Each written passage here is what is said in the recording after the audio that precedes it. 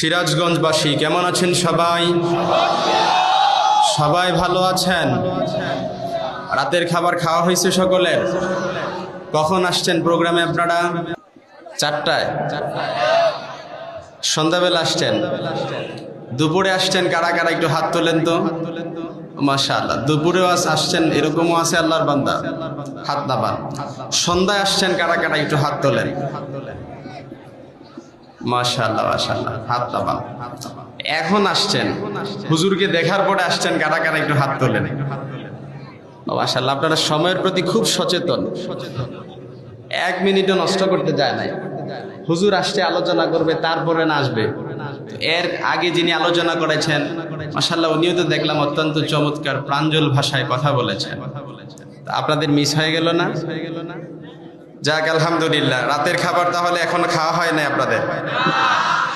এত যে কষ্ট করতেছেন, স্যাক্রিফাইস, কুরবানি করতেছেন, কার জন্যে? আরো জোরে আওয়াজ করে বলেন, কার জন্যে? In the day of judgement, কিয়ামতের ময়দানে আল্লাহ যদি বলে, এই যে তোমাদের স্যাক্রিফাইস, এই যে তোমাদের কুরবানি, এই সব কিছুর জন্য আমি আল্লাহ তাআলা আজকে তোমাদেরকে মাফ করে দিলাম। আর কিছু লাগবে? এই সিরাজগঞ্জবাসী কথা বলেন, আর কিছু লাগবে? সবাইরে মাফ করে দিলাম। মুমিনের তো এটাই চাওয়া। আল্লাহ যদি বলে যাও, বিনা হিসেবে ব্যয় হিসেবে তোমাদেরকে জান্নাতের মেহমান বানায় দিলাম। সুবহানাল্লাহ, আসতে পড়েন। আমাদের আর কিচ্ছু চাওয়া পাওয়া নাই। আল্লাহ যদি এই মাহফিলকে জরিয়া করে আমাদেরকে জন্য নাজাতের জরিয়া বানায় দেয়, পড়ে না আমিন। আজকের মাহফিল 4 ডিসেম্বর, তাফসিরুল কোরআন মাহফিল। বুধবার বাদ আসর থেকে এখন চলতেছে শেষ অধিবেশন। আমার পূর্বে কথা বলেছেন, অত্যন্ত মনোমুগ্ধকর আলোচনা করেছেন। নিঃসন্দেহে আপনারা ওনার আলোচনা থেকে উপকৃত হয়েছেন। বিশিষ্ট ইসলামিক স্কলার, মিশল আল আজহার বিশ্ববিদ্যালয় থেকে আগত হাফেজ মাওলানা মুফতি সুলাইমান আজহারি সাহেব, সাবেক ইমাম ও খতিব, চেয়ারম্যান বাড়ি আল আমিন জামে মসজিদ, ঢাকা। উনি তো আলোচনা করেছেন না? খুব সুন্দর ভাষায় কথা বলেছেন। তারপরে আজকের মাহফিলে কোরআন তেলাওয়াত করেছেন অবশ্যই হযরত মাওলানা কারি সারওয়ার হোসেন সিয়াম সাহেব, প্রধানকারী ধুলের চর মাদ্রাসা, টাঙ্গাইল। মাহফিল আয়োজনে অত্র এলাকার প্রবাসী ও যুব সমাজ। মাশাআল্লাহ, প্রত্যেকটা সমাজ, এক একটা গ্রাম যদি এগিয়ে যেতে হয় তাহলে গ্রামের মধ্যে, সমাজের মধ্যে ইউনিটি লাগে। কি লাগে? ইউনিটি বুঝেন? ঐক্য লাগে। ঐক্য ছাড়া সমাজ আগায় না, ঐক্য ছাড়া পরিবার আগায় না, ঐক্য ছাড়াই দেশ আগানো যায় না। ঠিক কিনা বলেন? কিন্তু পাশের দেশের দাদা বাবুরা আমাদের ঐক্যকে বিনষ্ট করতে চায়।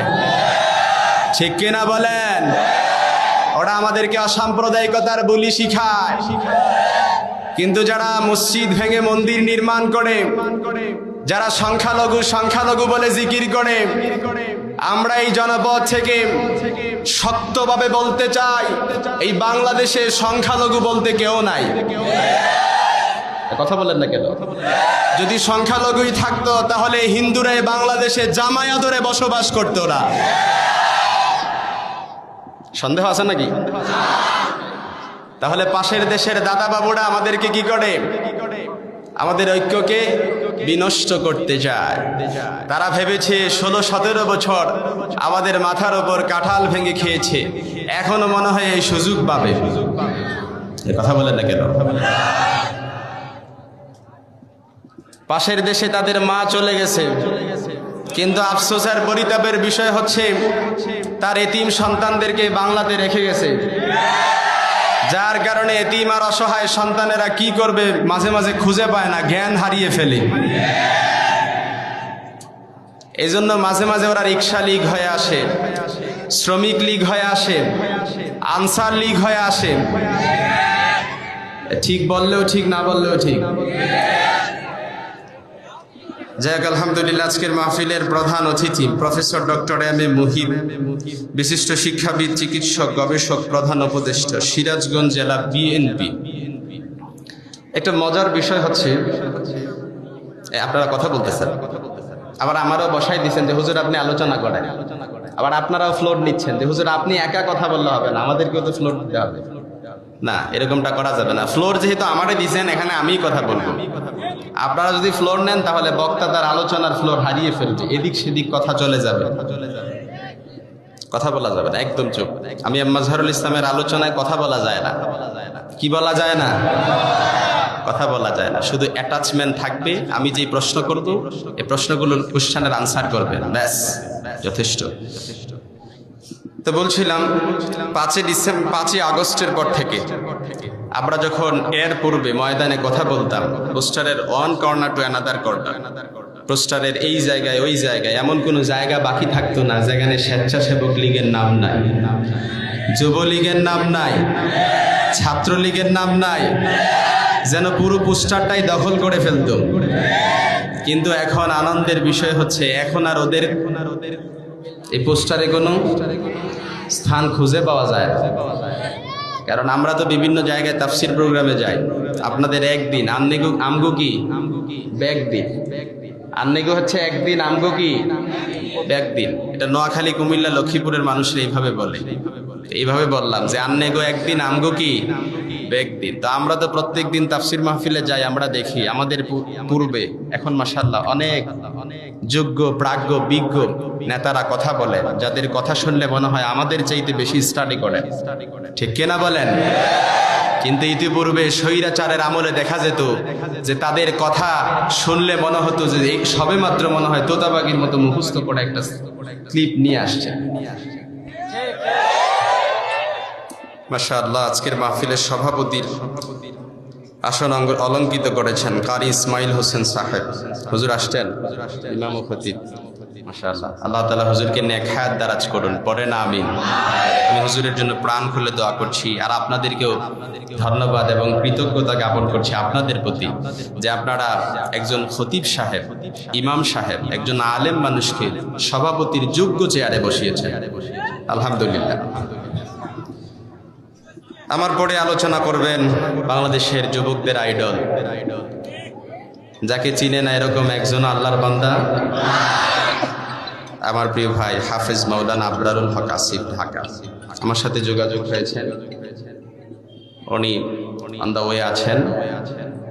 যদি আল্লাহ চাহে তো যথাসময়ে চলে আসবেন, আপনাদের সামনে মনোমুগ্ধকর আলোচনা করবেন। আপনারা ওনার আলোচনা শোনার আগে আপনারা ওনার চেহারা দেখে আপনাদের প্রাণটা জুড়াবেন। যাই হোক, আমরা আর কথা না বাড়িয়ে মূল আলোচনায় ঢুকে যেতে চাই, যদি আপনারা রাজি থাকেন। এর আগে আমরা আল্লাহকে একটা থ্যাঙ্কস দিই, আল্লাহর প্রতি শুকরিয়া আদায় করি যে আল্লাহ পাক আমাদেরকে আজকের এই তাফসির প্রোগ্রামে আসার বসার তৌফিক দিলেন, সুযোগ করে দিলেন। সেজন্য সকলে আমার সাথে রবের শেখানো কালিমাতুশ শুকরিয়া, সকলে একবার পড়ি আলহামদুলিল্লাহ। রব্বানা লাকাল হামদ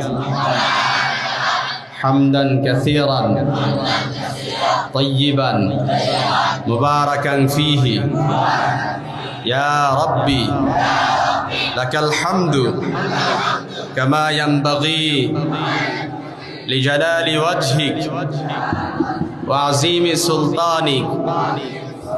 লাকাল হামদু বিল ঈমান, লাকাল হামদু বিল ইসলাম, লাকাল হামদু বিল কুরআন। আমরা প্রশংসা করলাম কার? প্রশংসা হবে কার? সব সময়, খাওয়ার সময়, ঘুমানোর সময়, মারামারি লাগার সময়। এগুলা কি সিরাজগঞ্জে আছে? সাহস আছে আপনাদের, হক কথা আবার বলতে ছাড়েন না। সিরাজগঞ্জেও মারামারি আছে। আমরা সব সময় ভালো কাজে এক সত্তার প্রশংসা করি, চিল্লায় বলতে হবে তিনি কে? লাইন শাকারতুম লাযীদান্নাকুম ওয়া লাইন কাফারতুম ইন্না আযাবি লাশাদীদ। যদি শুকরিয়া আদায় করেন, নিয়ামতের বাড়ি দ্বারা বাড়িয়ে দিবেন কে? আর যদি অশুকরিয়া আদায় করেন, সব সময় খালি অভিযোগ করেন, আল্লাহ এটা পাইলাম না, ওইটা পাইলাম না, এটা করতে পারলাম না, ওইটা করতে পারলাম না, 10তলা বাড়ি বানাইতে পারলাম না, খালি যদি অভিযোগ করেন, instead complaining we should praise more and more. যে খালি অভিযোগ করে, ওরে আল্লাহ অভিযোগের ভেতরে ডাবা রাখে, ঠিক না? যে অল্প পেয়ে অল্প খেয়ে অল্পতেই সন্তুষ্ট থাকে, ওরে নিয়ামতের বাড়ি দ্বারা বাড়িয়ে দেন কে? তাহলে সবসময় কি অভিযোগ করবেন না শুকরিয়া আদায় করবেন? শুকরিয়া আদায় করবেন। হুজুর কেমন আছেন? আলহামদুলিল্লাহ ভালো আছি। ভাই কেমন আছেন? আলহামদুলিল্লাহ ভালো আছি। শুনলাম আপনার মেয়ে নাকি অসুস্থ? না আলহামদুলিল্লাহ অনেক ভালো আছে। শুনলাম এই বছর নাকি আপনার ফসল ভালো যায় নাই? না আলহামদুলিল্লাহ অনেক ভালো গেছে।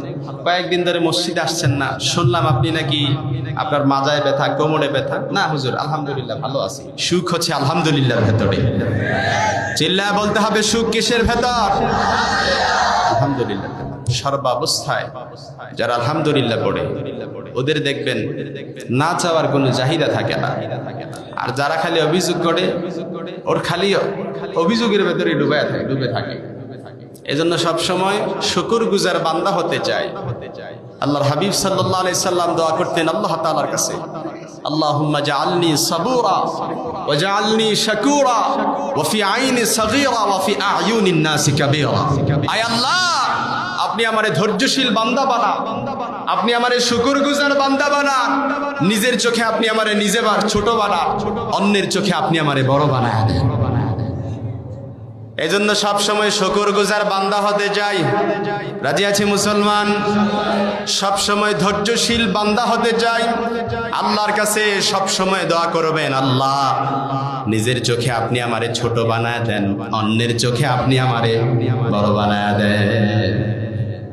এজন্য প্রিয় ভাই সব সময় আমরা শুকরগুজার বান্দা হতে চাই। খালি নামে বেনামে হালাল হারাম ব্যভিচার না করে, কোনো কিছুর বাদ তোয়াক্কা না করে, আমরা যদি খালি যে সম্পদের নেশায় থাকি, যে কোনো রকম বাড়ি গাড়ি করব, টাকা পয়সা করব, বাদ বিচার না করে হালাল হারাম সব কিছুই কোড়াইলাম, গাছেরটাও কোড়াইলাম, তলারটাও কোড়াইলাম, এভাবে যদি সম্পদের পাহাড় করি, কোনো কিছুতে শান্তি নাই।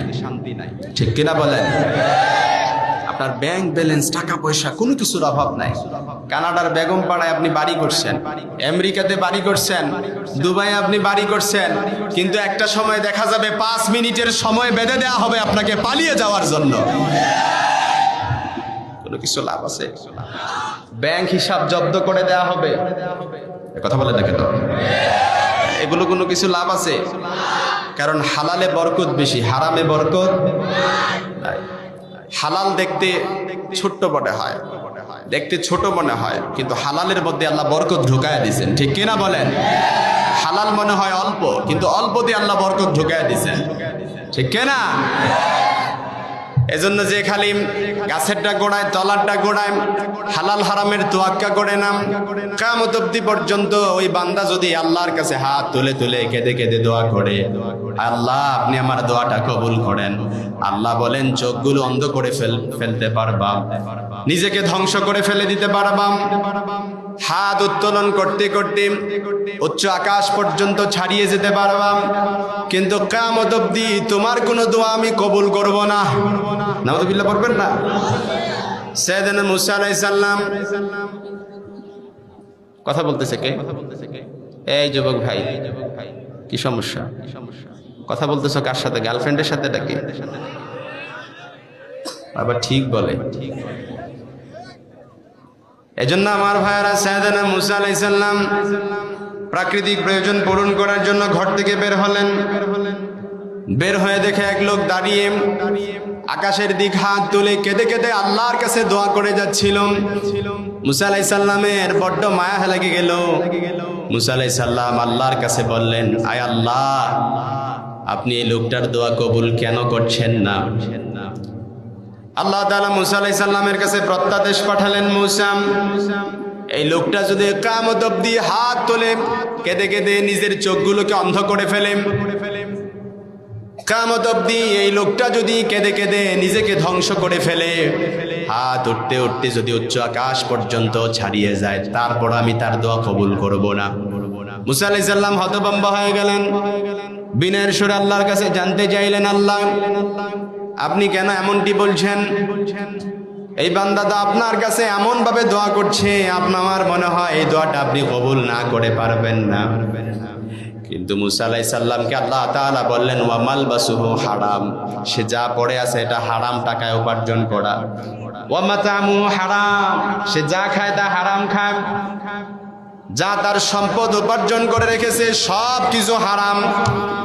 এজন্য যে ব্যক্তি হারাম দ্বারা নিজের জীবনকে বর্ধিত করে, জাসাদুন গুযিয়া বিহিল হারাম, হারাম দ্বারা নিজের দেহকে বর্ধিত করেছে, কিয়ামত হয়ে যাবে আপনি যদি আল্লাহর কাছে দোয়া করেন কোন দোয়া কবুল হবে? এই কথা বলেন না কেন? তাইলে এখন থেকে আমরা বেশি বেশি আরো হারাম খাবো। কথা এত আস্তে আস্তে কেন? সবসময় আমরা হালালের সাথে থাকতে চাই, হালাল দ্বারা নিজের জীবনকে কনভার্ট করতে চাই। এজন্য যুবক ভাইয়েরা কানগুলো খরগোশের কানের মতো খাড়া করে শুনে রাখুন, যারা এখন হারামে আছো আজকেই যে হালালে কনভার্ট হয়ে যাবা। ঠিকই মাহফিল পর্যন্তই বের হয়েও থাকবে।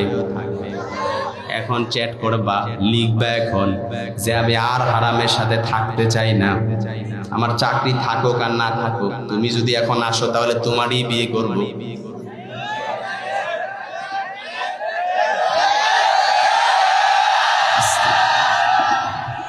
আমরা যুবকদেরকে অ্যাড্রেস করে একটু বেশি কথা বলি, এজন্য রাগ করবেন না তো আপনারা? যারা হারামের সাথে আসো আজকেই কি হয়ে যাবা? হালালে কনভার্ট হয়ে যাবা। হালালে কনভার্ট বুঝো তো? মেসেঞ্জারে লিখবা, কি লিখবা? যে তোমার সাথে আমার অনেক স্মৃতি আছে, তোমাকে আমি জীবনেও ভুলতে পারবো না, কিন্তু দেখো আমার পরিবার তো কোনো সময় তোমাকে মেনে নিবে না, এজন্য আজকেই তোমার সাথে ব্রেকআপ। আস্তে আস্তে আস্তে এটা লিখবা, এটা লিখা যাবে না। লিখবা কি? শোনো, ভালো করে শুনে নাও, টপ টিপস নিয়ে নাও, একটু ভালো করে শুনে নাও।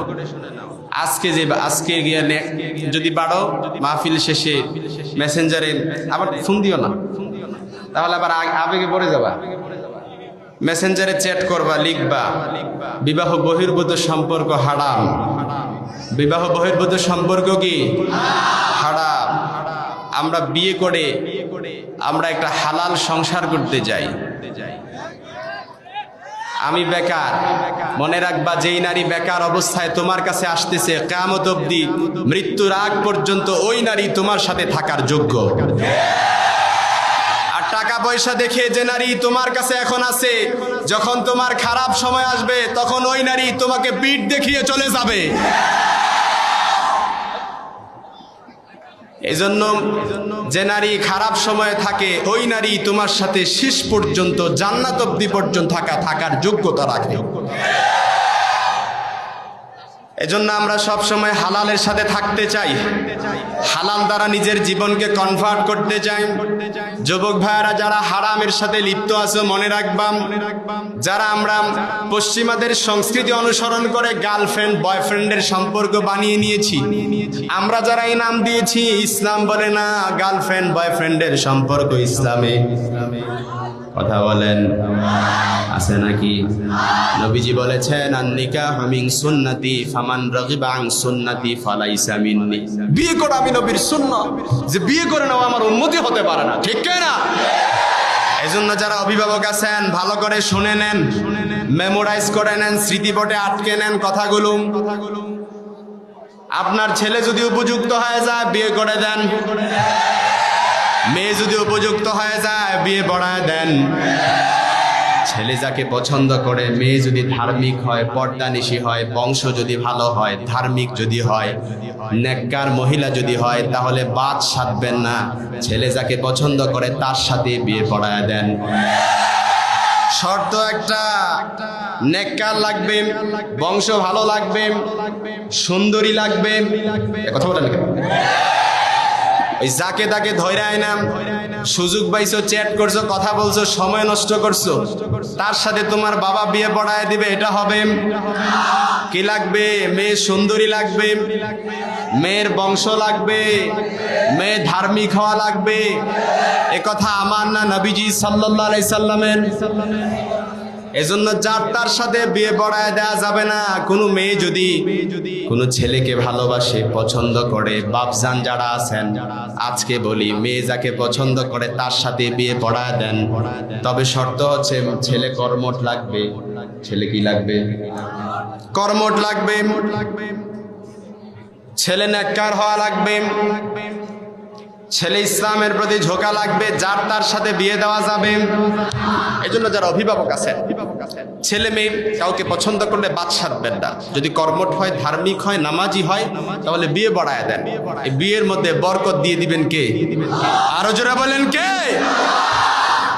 এই জন্য আমার ভাইয়েরা বলছিলাম, এখন থেকে আমরা সব সময় হালালের সাথে থাকব, হারাম দিয়ে নিজের জীবনকে কখনো পুঞ্জীবিত করব না। কারণ হালালের মধ্যে বরকত ঢোকায় দিয়েছেন কে? রাজি আছেন ইনশাআল্লাহ? সবাই রাজি আছেন তো ইনশাআল্লাহ? আমরা আজকে কথা শুনবো সূরাতুল হুজুরাত থেকে। কোন সূরা? সূরাতুল হুজুরাত, কোরআনুল কারীমের 49তম সূরা। আল্লাহ তাআলা আখেরি পয়গাম এই কোরআনুল কারীমের মধ্যে 49তম সিরিয়ালে রেখেছেন এই সূরাতুল হুজুরাতকে, যার অর্থ হচ্ছে কামড়া। আপনাদের মসজিদের ইমাম সাহেবের কামড়া আছে না? আছে না? ছোট্ট একটা কামড়া।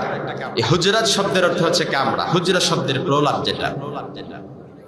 তো আল্লাহর হাবিব সাল্লাল্লাহু আলাইহি সাল্লামের স্ত্রীদেরও কামড়া ছিল। একটা টাইমে 9টা স্ত্রীর 9টা কামড়া ছিল, যেখানে 9 জন স্ত্রী পৃথকভাবে বসবাস করে। সুবহানাল্লাহ পড়বেন না? আল্লাহর হাবিব সাল্লাল্লাহু আলাইহি সাল্লাম যখন মাঝে মাঝে দুপুরের খাবার খেয়ে বিশ্রাম নিতেন, টসিং অ্যান্ড টার্নিং, এপাশ ওপাশ করতেন, কায়লুলা করতেন। মক্কার কিছু মূর্খ লোকেরা এসে, মদিনার কিছু মূর্খ লোকেরা এসে আল্লাহর হাবিব সাল্লাল্লাহু আলাইহি সাল্লামের সাথে কেমন করে আচরণ করবে তারা এটা জানতো না। সভ্যতা ভব্যতার ছোঁয়া স্পর্শ তাদের গায়ে তখনও লাগে নাই। তারা মনে করতো মুহাম্মদ সাল্লাল্লাহু আলাইহি সাল্লাম একজন নবী, সাহাবীদের মজলিসে বসবে আর আমাদেরকে নসিহত করবে, এটাই তো তার কাজ, আর তো তার কোনো কাজ নয়। তারা এটা মনে করত। কিন্তু মুহাম্মদ সাল্লাল্লাহু আলাইহি সাল্লাম শুধুমাত্র একজন নবী ছিলেন না, তিনি ছিলেন একজন নবী, তিনি ছিলেন একাধারে একজন রাসূল, তিনি ছিলেন একজন সফল রাষ্ট্রনায়ক, সফল সমাজ সংস্কারক, তিনি ছিলেন একজন চিন্তক, তিনি ছিলেন একাধারে একজন সেনাপতি। চিল্লায়া বলতে হবে ঠিক কিনা? তিনি সব সময় সারা দুনিয়া নিয়ে ভাবতেন। শামে কতজন সৈন্য যাবে, মিশরে কাফেলা পৌঁছবে, কোন সাহাবীর নেতৃত্ব দিবেন, আবিসিনিয়ায় কোরআন শিক্ষা দেওয়ার জন্য কোন সাহাবীকে পাঠানো যায়, সব সময় সিরিয়ার প্রশাসনিক অবস্থা নিরীক্ষণ করতেন আল্লাহর হাবিব। মদিনার অবকাঠামোগত উন্নয়ন, দামেস্কের কাফেলা বুঝবে, কাফেলা আসবে, কারা সামাল দিবে, সব সময় আল্লাহর হাবিব এই টেনশনে থাকতেন, এই চিন্তায় থাকতেন। তিনি শুধুমাত্র রাষ্ট্র নিয়ে, সমাজ নিয়ে পড়ে থাকতেন না, কিন্তু এগুলোর বাহিরে তার নিজের গোটা ব্যক্তি জীবনটাই পড়েছিল। ঠিক কিনা? এই জন্য ব্যক্তি জীবন আর রাষ্ট্রীয় জীবন, এই দুমুখী জীবনের ব্যস্ততা কাটিয়ে তিনি সমানভাবে পারিবারিক এবং সাংসারিক জীবনে সকলের হক তিনি যথাযোগ্যভাবে পালন করেছেন। ঠিক কিনা? কোনো স্ত্রীর হক এবং অধিকার থেকে তাকে বঞ্চিত করেন নাই, পুঙ্খানুপুঙ্খভাবে পালন করেছেন। চিল্লায় বলতে হবে ঠিক কিনা? এজন্য আমার ভাইয়েরা ভালো করে বুঝে নেন, আল্লাহর হাবিব সাল্লাল্লাহু আলাইহি সাল্লাম যখন অন্দরমহলে কায়লুলা করতেন, বিশ্রাম নিতেন, মদিনার বেদুইন মূর্খ লোকেরা এসে আল্লাহর হাবিবকে ডাকাডাকি করত। আমরা যেমনি ভাবে আমাদের বন্ধুকে ডাকাডাকি করি, আমরা বলি কি, ভাই আপনার নাম কি? আবু সাঈদ। আবু সাঈদ ভাই, মাশাআল্লাহ, আমার বাবার নাম আবু সাঈদ। তো এই যে আবু সাঈদ ভাই, উনি এখানে বসে আছে, ওনার বন্ধু যদি ওনাকে ডাকে, বাহির থেকে ডাকে, বাসায় এসে কি ডাকবে, কিভাবে ডাকবে? এই আবু সাঈদ, কোথায়? ঘর থেকে বের হয়ে আসো। ঠিক কিনা বলেন? উখরুজ ইলাইনা। আবার যদি, ভাই আপনার নাম কি? ইমন ভাই। ইমন ভাইকেও যদি ওনার বন্ধু ডাকে, কি বলে ডাকবে? এই ইমন, উখরুজ ইলাইনা, ঘর থেকে বের হয়ে আসো। কিন্তু মুহাম্মদ সাল্লাল্লাহু আলাইহি সাল্লামকে কি এইভাবে ডাকা যাবে? এই মুহাম্মদ, উখরুজ ইলাইনা, এভাবে বলা যাবে? কিন্তু মক্কার বেদুইন মূর্খ লোকেরা মুহাম্মদ সাল্লাল্লাহু আলাইহি সাল্লামকে এইভাবে ডাকতো, এই মুহাম্মদ, উখরুজ ইলাইনা, ঘর থেকে বের হয়ে আসো। আল্লাহ আরশ থেকে এটা বরদাস্ত করে নাই। আল্লাহ বললেন, খবরদার, তোমরা তোমাদের বন্ধুকে যেভাবে ডাকাডাকি করো, তোমরা তোমাদের অন্তরঙ্গ বন্ধুর সাথে যেভাবে আচরণ করো, আমার হাবিবকে এভাবে ডাকা যায় না। কারণ তিনি শুধুমাত্র নবী নন, তিনি হচ্ছেন মহানবী। তিনি পৃথিবীর ইতিহাসে, এই পৃথিবীর বুকে এমন একজন মানুষ ছিলেন, দ্য মোস্ট ট্রাস্টেড পার্সোনালিটি। তার মতো দ্বিতীয় কোনো ব্যক্তিত্ব পৃথিবীর ইতিহাসে কিয়ামত অবধি খুঁজে পাওয়া যাবে? কথা বলেন, যাবে নাকি? এজন্য তার সাথে কেমন করে আচরণ করবে এটা আল্লাহ তাআলা শিখায়া দিলেন কোরআন আল কারীমে।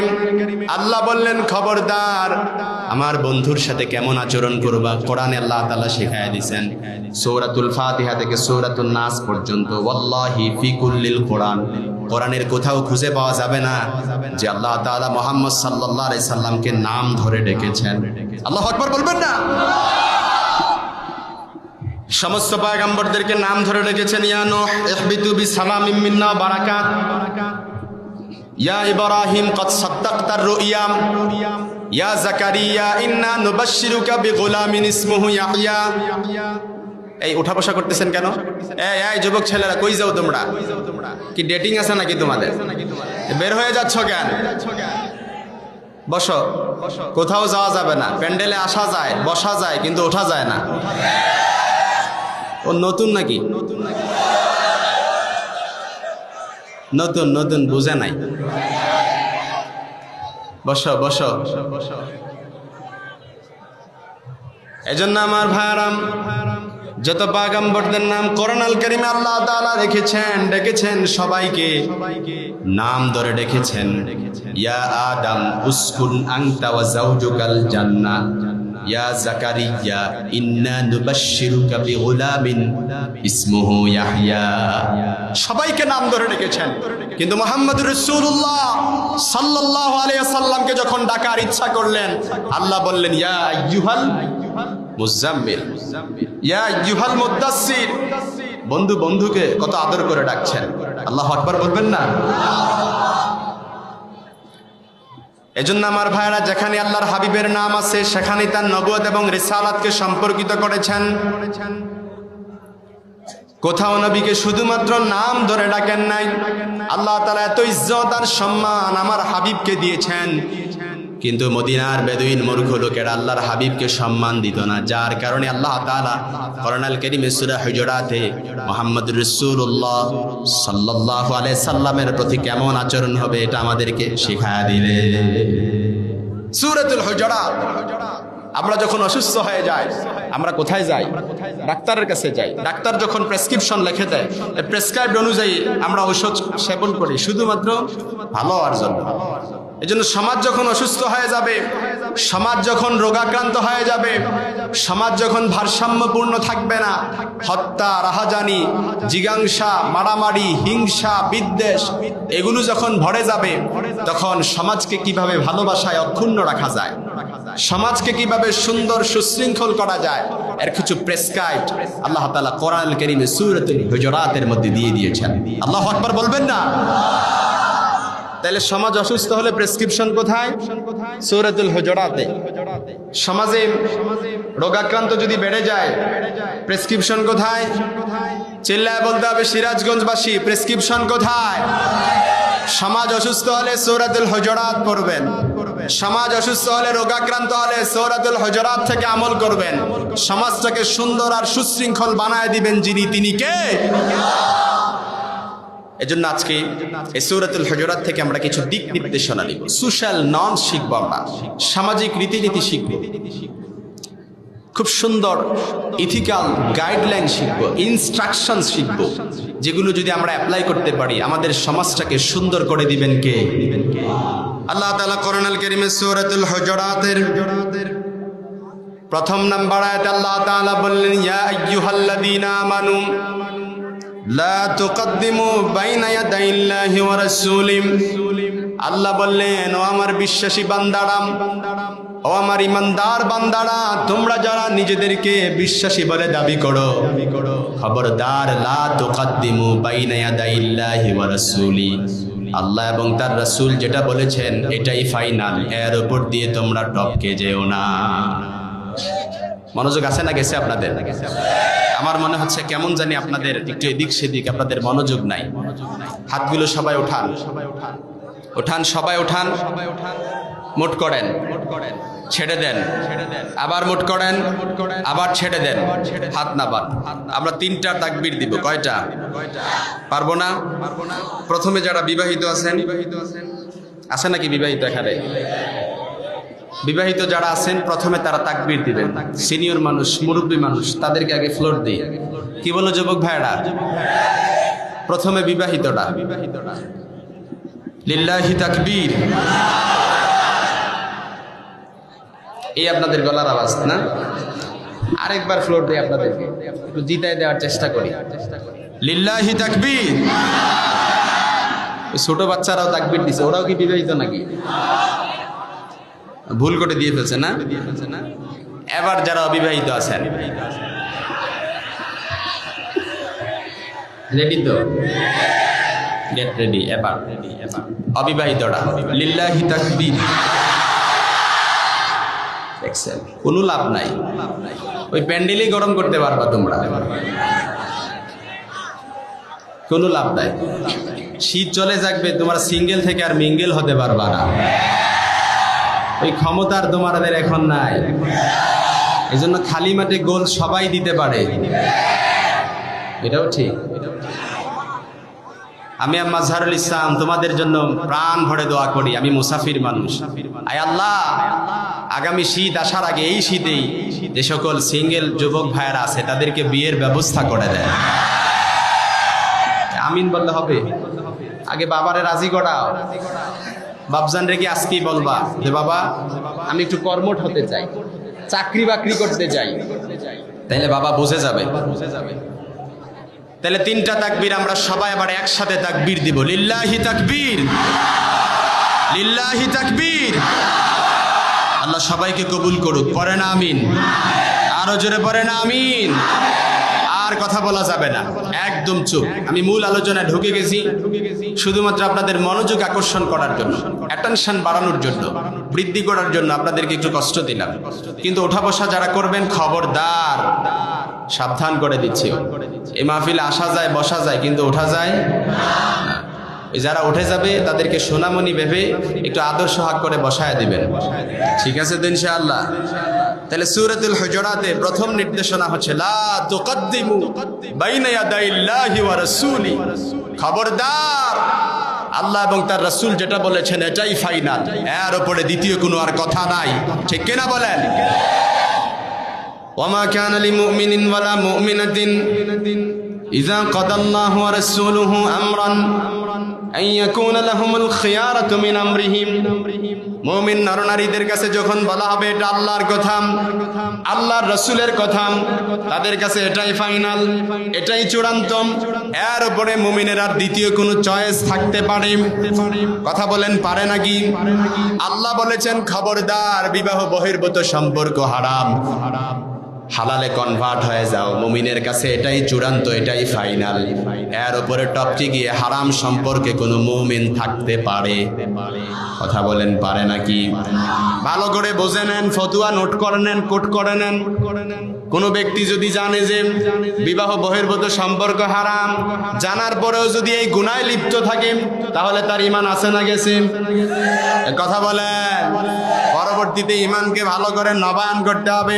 এজন্য যুবক ভাইরা ভালো করে গানগুলো খাড়া করে শুনে নাও। তুমি ভালো করে জানো যে বিবাহ বহির্ভূত সম্পর্ক হারাম, গার্লফ্রেন্ড বয়ফ্রেন্ডের সম্পর্ক ইসলামে নাই। তারপরে যদি এটার মধ্যে ডুবে থাকো, জেনে রেখো, মনে রেখো, এই সম্পর্ক করার কারণে তোমার ঈমান চলে গেছে। এজন্য আমার ভাইয়ারা মনে রাখবেন, আল্লাহ বলেছেন 5 ওয়াক্ত সালাত সময় মতো আদায় করো, 5 ওয়াক্ত নামাজ পড়ো। আপনি যদি বলেন 5 ওয়াক্ত না, আমি 1 ওয়াক্ত বাড়ায় পড়বো, আল্লাহ বলেছেন প্রত্যেক সালাতে 2টা সিজদা দাও প্রত্যেক রাকাতে। আপনি যদি বলেন প্রত্যেক রাকাতে 1টা সিজদা বাড়ায় দিব, হবে নাকি? কেন হবে না? কারণ আপনি অ্যাডভান্সড হয়েছেন। লা তুকদ্দিমু বাইনা ইয়াদাইল্লাহি ওয়া রাসূলি। আল্লাহ এবং তার রাসূলের উপর দিয়ে টপকে যাওয়া যায় না। আল্লাহ এবং তার রাসূল যেটা বলেছেন এটাই ফাইনাল, এটাই চূড়ান্ত। চিল্লায় বলতে হবে, ঠিক কিনা? আল্লাহ বলেছেন, ও নারীরা খবরদার, বেপরদা হয়ে ঘর থেকে বের হয় না।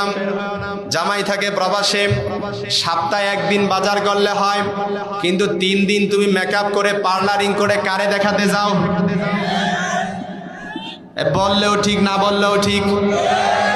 আমার অনেক মা বোন আছে আমার ভাইদেরকে ঠকায়। আপনাদের সিরাজগঞ্জে নাই, তাহলে এত আসতে বলেন কেন? মা বোনরা মহিলা প্যান্ডেলে আছে না? তাহলে ভালো করে শুনে নেন, আপনারাও নোট করে নেন। আজকে যে ভাবিরে গিয়ে বলবেন, আমার কোনো মা বোন যদি মেকআপ করে পার্লারিং করে ব্রু প্লাগ করে এমন ভাবে সাজুগুজু করে বের হলো, স্বামী থাকে প্রবাসে, স্বামীর সামনে থাকে বুয়ার মতো। কথা বলেন না কেন? স্বামীকে শুধু ব্যস্ততা দেখায়, সারাদিন তোমার ছেলে মেয়ে রাখতে রাখতে যাবার হুঁশ নাই, তোমার সাথে রোমান্টিক কথা কখন বলবো? কথা বলেন না কেন? এই জন্য বেচারারও দোষ নাই, এই জন্য বেচারা সাইডে বাইডে কাস্টমার খুঁজে। কথা বলেন না কেন? কারণ ভাবি তো সময় দেয় না। এই জন্য আমাদের কাছে হুজুরদের কাছে ফোন করে মাঝে মাঝে বলে, হুজুর স্বামী তো আমার কথা শোনে না, স্বামী পরকীয়ায় লিপ্ত। তো পরকীয়ায় লিপ্ত হবে না তো কি হবে? তোর কারণে পরকীয়ায় লিপ্ত হয়েছে, ঠিক না? স্বামীর সামনে বুয়ার মতো থাকে, আর বাজারে কাপড়ের দোকানদারের সামনে যে নিজেকে সব পর্দানিশী না, তো একেবারে এমন করে মেকআপ পার্লারিং করে স্বামী একেবারে বাজারে যায় যেন মনে হয় ঐশ্বরিয়া রায় চলে এসেছে। এজন্য মনে রেখো, এই সিরাজগঞ্জের যত মা বোন আছে, তোমরা যদি মেকআপ আর পার্লারিং করে বাজারে বের হও, যতটা পুরুষ তোমার দিকে লোলভ দৃষ্টিতে তাকাবে, প্রত্যেকটা পুরুষের সাথে জেনা করার গুনাহ আল্লাহ তাআলা তোমার আমলনামায় ঢোকায় দেবে। আল আসিয়াত আল কারিয়াত আল মাইলাত আল মাহিলাত আল মুমিলাত। কোন নারী যদি বেপরদা হয়ে অন্য পুরুষের সামনে যায়, নিজের দেহকে প্রদর্শন করে রিপ্রেজেন্ট করে প্রত্যেকটা পুরুষের সাথে জেনা করার গুনাহ আল্লাহ তাআলা তার আমলনামায় ঢোকায় দেয়। নাউযুবিল্লাহ বলবেন না? এজন্য মা বোনরা মনে রাখেন যে স্বামী পাইছেন, এটা স্বামী না, এটা হীরার টুকরা। ঠিক আসতে বলেন। স্বামী যদি স্বামী যারা পেয়েছেন, আম্মা জান আয়েশা সিদ্দিকা রাদিয়াল্লাহু তাআলা আনহার হাদিস ভালো করে কোট করে নেন, মেমোরাইজ করে নেন। যদি মনে না থাকে আপনারা মাঝে মাঝে মা বোনদেরকে ওয়াজটা শোনায় দিবেন। আল্লাহর হাবিব সাল্লাল্লাহু আলাইহি ওয়াসাল্লাম বলেছেন, কোন মা যদি জানতো, কোন মহিলা যদি জানতো, কোন স্ত্রী যদি জানতো স্বামীর কদর কেমন, তাহলে নিজের গাল দিয়ে স্বামীর পায়ের ধুলা মুছে দিত। কোন স্ত্রী যদি স্বামীর মর্যাদার কদর বুঝতো, নিজের গাল দিয়ে স্বামীর পায়ের ধুলা মুছে দিত। আল্লাহু আকবার বলবেন না?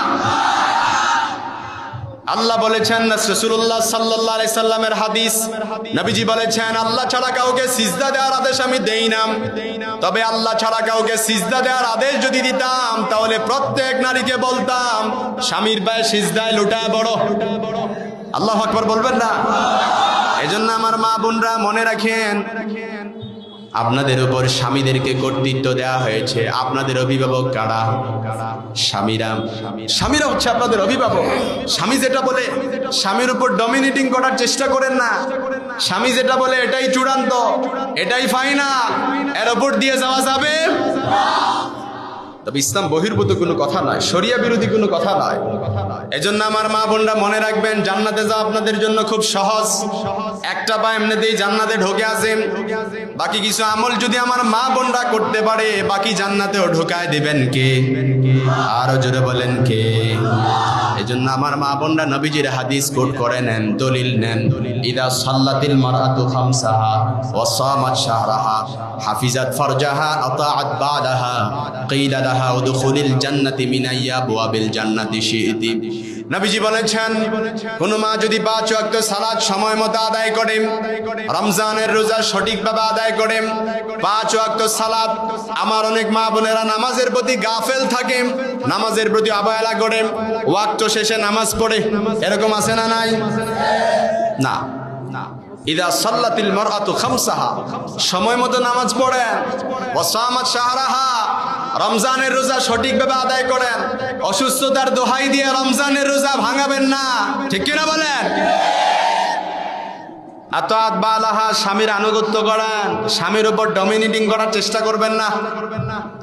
হাফিজাত ফারজাহা, নিজের লজ্জাস্থানের ইজ্জত আবরুর হেফাজত যদি করতে পারেন, কিলা লাহা উদখুলিল জান্নাতি মিন আবওয়াবিল জান্নাতি শিতি, তাহলে জান্নাতের 8টা দরজা আপনাদের জন্য উন্মুক্ত করে দিবেন কে? আরো জোরে বলেন কে?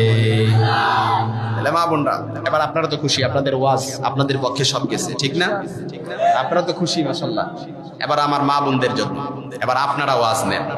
মা বোনদেরকে উদ্দেশ্য করে বলি, অনেক পুরুষ আছে, পুরুষ আছে যারা স্ত্রীকে কথা নাই বার্তা নাই, বাহিরের ঝাল স্ত্রীর উপর এসে মিটায়। এরকম সিরাজগঞ্জে মনে হয় না।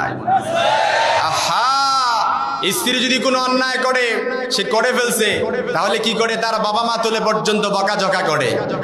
এরকম নাফরমান স্বামী আছে না নাই?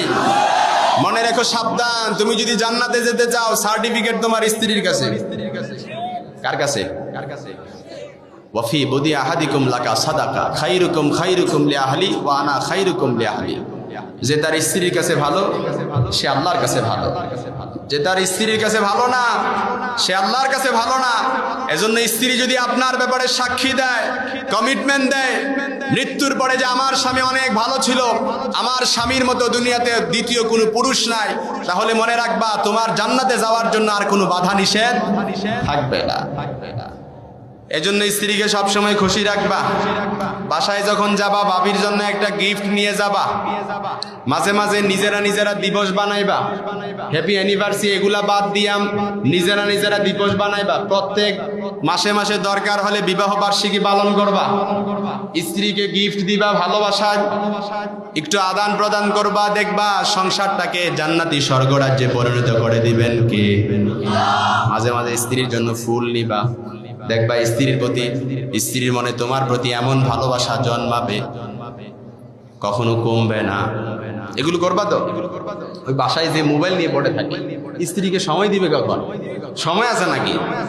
ওই বেচারি কি করবে? কিছু বলতেও পারে না, কারণ তোমার রাগ তো একটু রক চটা, তুমি একটু ঘাট তেরা চাই সাইজে, এই জন্য তোমার সামনে কোনো কথা বলে পার পাওয়া যায় না। এরকম স্বামী আছে নাকি?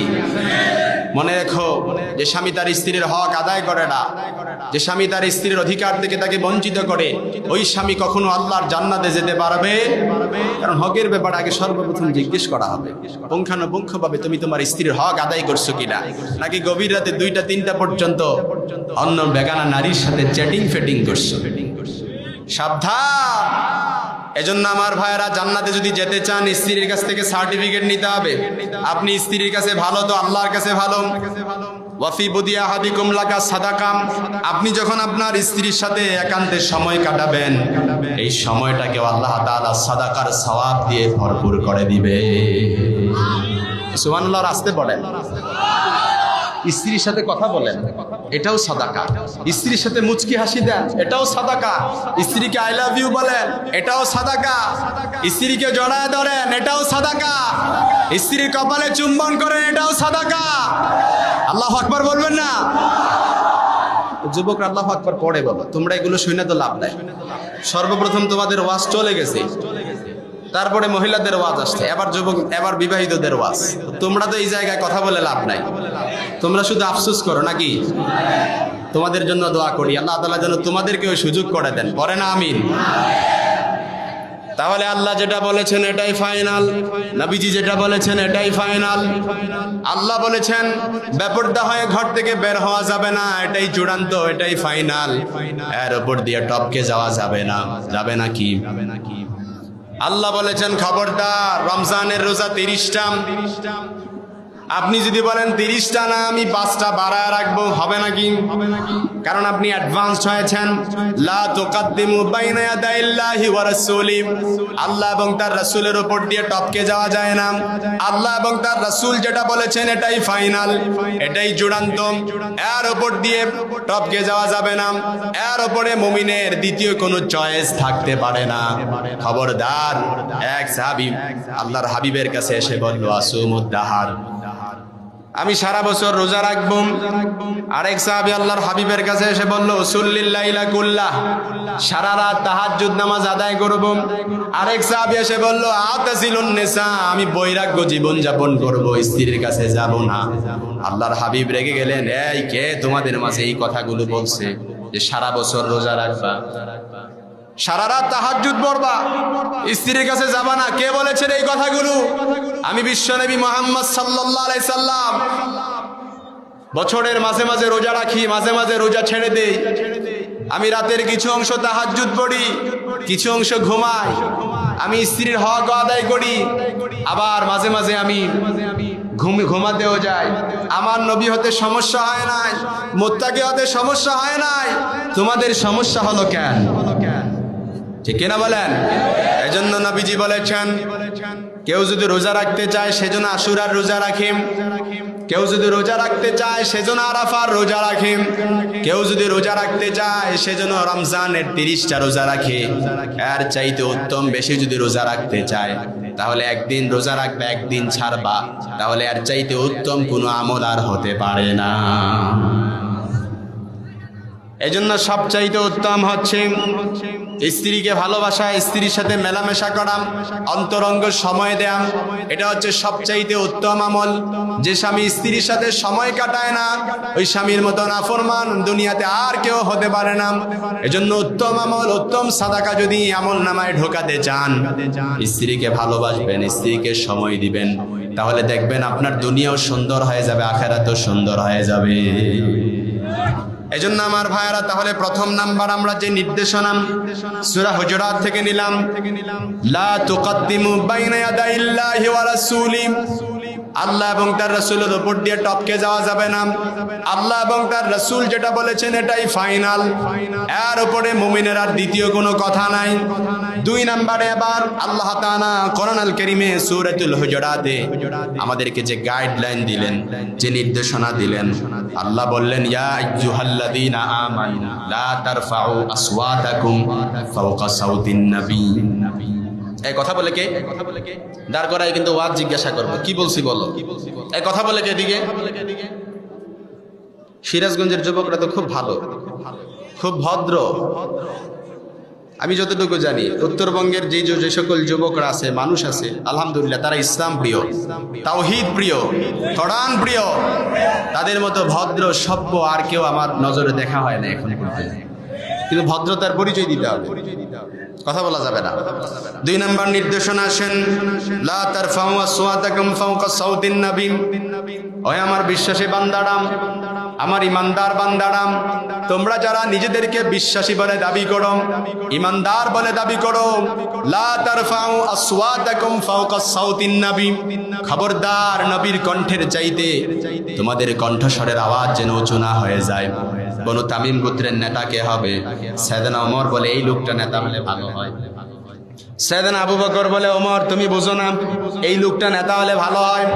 ওমর আবার বলে, আবু বকর তুমি মুরব্বী, বুঝো না, এই লোকটা নেতা হলে ভালো হয়। দুজনের মাঝে তর্ক শুরু হয়ে গেল। তর্ক করতে করতে আল্লাহর হাবিবের কণ্ঠের চাইতে তাদের কণ্ঠস্বরের আওয়াজ উঁচু হয়ে গেল। আল্লাহ তাআলা আরশ থেকে বরদাস্ত করে নাই। আল্লাহ বললেন, খবরদার, লা তারফাউ আসওয়াতাকুম ফাওকা সাউতিন নবী, খবরদার নবীর কণ্ঠের চাইতে তোমাদের কণ্ঠস্বরের আওয়াজ যেন উঁচু না হয়ে যায়। আল্লাহু আকবার বলবেন না? আমার ভাইরাম, যারা হজ করতে গিয়েছেন, উমরায় গিয়েছেন, তারা দেখেছেন নবীজির রওজা যখন জিয়ারত করতে যাবেন, নবীজির রওজা মুবারকের সামনে বড় করে লেখা আছে, লা তারফাউ আসওয়াতাকুম ফাওকা সাউতিন নবী, খবরদার নবীর কণ্ঠস্বরের চাইতে তোমাদের কণ্ঠস্বরের আওয়াজ যেন উঁচু না হয়ে যায়।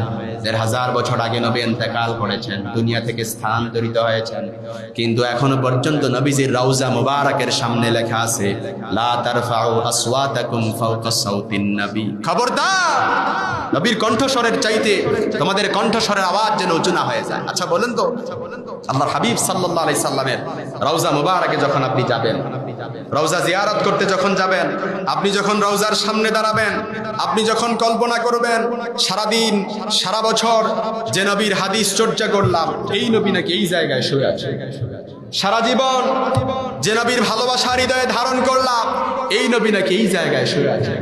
সারা বছর আমাকে দেখে নাই, আমার নামও জানে না, কিন্তু 1500 বছর আগে যে নবী আমার জন্য কেঁদেছেন, এই নবী নাকি এই জায়গায় শুয়ে আছে।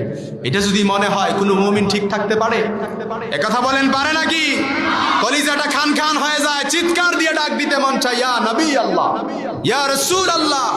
কিন্তু আল্লাহ বললেন নো, এটা নবীর দরবার। লা তারফাউ আসওয়াতাকুম ফাওকা সাওতিন নবী। এখানে চিৎকার করে আওয়াজ করা যায় না, এখানে চেঁচামেচি করা যায় না, এখানে কথা বলতে হয় নিম্ন স্বরে, নিচু স্বরে, ঠিক কিনা বলেন?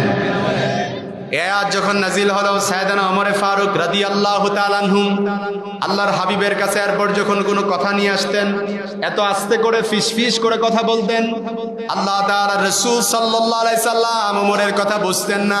দ্বিতীয়বার আবার ওমরকে বলতেন, এই ওমর কি বলো, একটু জোরে বলো, কথা বুঝি না। কারণ ওমর ভয় পেয়ে গেলেন, টেনশনে পড়ে গেলেন, হাইপার টেনশন বেড়ে গেল। আল্লাহ তাআলা কোরআনে তো বলেছেন, আন তাহবাতু আমালুকুম ওয়া আনতুম লা তাশউরুন। খবরদার, নবীর কণ্ঠস্বরের চাইতে তোমাদের কণ্ঠের আওয়াজ যদি বেশি হয়ে যায়, তাহলে তোমাদের সব আমল নামাগুলো বরবাদ করে দিবেন কে? ওমর ভয় পেয়ে গেলেন, টেনশনে পড়ে গেলেন, আন তাহবাতু আমালুকুম ওয়া আনতুম লা তাশউরুন। না জানি আমার আমল বরবাদ হয়ে যায়, না জানি আমার আমল আল্লাহ তাআলা বরবাদ করে দেয়। এজন্য আমার ভাইরা, নবীজির কণ্ঠস্বরের চাইতে নিজেদের কণ্ঠস্বরের আওয়াজ উঁচু করা যায় না। কিন্তু নবীজি তো এখন নাই, কিন্তু নবীজির হাদিস যেখানে বলা হবে, নবীজির আলোচনা যেখানে করা হবে, সেই জায়গায় কণ্ঠস্বরের আওয়াজ উঁচু করা যায় না, কথা বলা যায় না, এদিক সেদিক তাকানো যায় না, ঠিক কিনা বলেন? নবীজিকে শিক্ষা দেওয়ার মাধ্যমে আল্লাহ তাআলা আমাদেরকে শিক্ষা দিলেন, খবরদার আব্বা আম্মার বেলাও কিন্তু তোমাদের কণ্ঠস্বরের আওয়াজ যেন আব্বা আম্মার কণ্ঠস্বরের চাইতে উঁচু না হয়ে যায়। এরকম নাফরমান সন্তান আছে নাকি আব্বাকে ধমক দেয়? আছে নাকি সিরাজগঞ্জে? বাবা বৃদ্ধ হয়ে গেছে, মুরব্বী হয়ে গেছে, তুমি বক বক করা কেন, চুপচাপ বসে থাকো, এত বোঝো না, এত ফাল বাইরো না তুমি, বলে নাকি এগুলো? নাফরমান সন্তান, মনে রেখো যে বাবা তোমার প্রতি অসন্তুষ্ট থাকে, কিয়ামত অবধি তুমি যদি কান্না করতে করতে চোখগুলো অন্ধ করে ফেলো, তারপর তোমার জন্য জান্নাতের দরজা খোলা হবে না। তো বাবা সন্তুষ্ট, আল্লাহ তাআলা আমল কম, নামাজ পড়ছো, কিছু দান সদকা করছো, মানুষের হক মেরে দেও নাই, রমজানের রোজা রাখছো, আমল যদি কম হয়, আব্বা আম্মা খুশি, তোমার জন্য জান্নাতের 8টা দরজা আল্লাহ তাআলা উন্মুক্ত করে দিবেন। সুবহানাল্লাহ, বাড়িতে যায় বলেন, চিৎকার করে বলেন সুবহানাল্লাহ। তাইলে বাবা মার উপর দিয়েও কথা বলা যায় না। বাবা যদি বৃদ্ধ হয়ে যায়, বয়সের ভারে নুজু হয়ে গেছেন, চামড়াগুলো ঢিলে ঢালা হয়ে গেছে, ভালো করে কথাও বলতে পারে না, মুখে কথা আটকায়, চোখে ভালো করে দেখে না। আহা, কত নাফরমান সন্তানকে দেখলাম বৃদ্ধ বয়সে বাবার উপর কত অত্যাচার, জুলুম আর নির্যাতন করে। কলিজাটা ছিঁড়ে যায় যুবক, যখন দেখি বৃদ্ধ বয়সে বাবার সাথে নাফরমানি করে। কিছুদিন আগে ঢাকাতে আমার প্রোগ্রাম ছিল, আমি যে কোনো কারণে এক জায়গায় আমি রেস্ট করার জন্য থামলাম। আমি যখন বিরতি দিলাম, আমি দেখলাম এক নাফরমান সন্তান, বৃদ্ধ বাবাজি অসুস্থ, বয়সের ভারে নুজু হয়ে গেছে, হাঁটতে পারে না, চামড়াগুলো ঢিলে ঢালা হয়ে গেছে, চোখে ভালো করে দেখে না। বাবা আস্তে আস্তে হাঁটে বিদায়, সন্তান ধমক দিয়ে দিয়ে বাবাকে এমন ভাবে টেনে হিচড়ে বাবাকে হাঁটায়া হাঁটায়া নিয়ে আসতেছে। বাবার কষ্টে কলিজাটা ছিঁড়ে যাচ্ছে, এটা আমার কাছে মনে হয়। বয়সের ভারে অনেক বাবা দেখবেন ভালো করে হাঁটতে পারে না, সন্তান অনেক সময় জোর করে তার সাথে তাল মিলায় হাঁটার জন্য করে, কি করে না? সন্তান অনেক সময় বাবা যদি হাঁটতে না পারে তার প্রেস্টিজে বাঁধে, বাবার কাপড় চোপড় দেখে তার প্রেস্টিজে বাঁধে। কিন্তু নাফরমান সন্তান, তুমি কি এটা ভুলে গেছো? ছোট্টবেলা ভালো করে হাঁটতেও পারতা না তুমি, কিন্তু 2 হাত ধরে ধরে যে বাবা তোমাকে হাঁটা শিখালো, ওই বাবাকে বৃদ্ধ বয়সে বৃদ্ধাশ্রমে রেখে আসে। এরকম নাফরমান সন্তান আছে না নাই?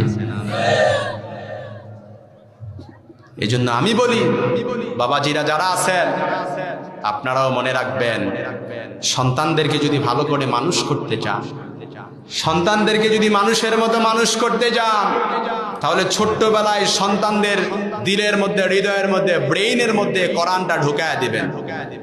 যার হৃদয়ে কোরআন থাকে,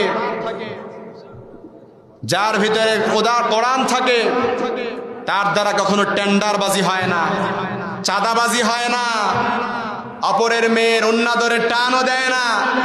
বৃদ্ধ বয়সে বাবাকে বৃদ্ধাশ্রমে রেখে তারপর বাবার ইজ্জত সম্মান নষ্ট করে না, ঠিক না? এই জন্য কোরআন শেখান, teach your children the Holi Quran will teach your children everything in the world.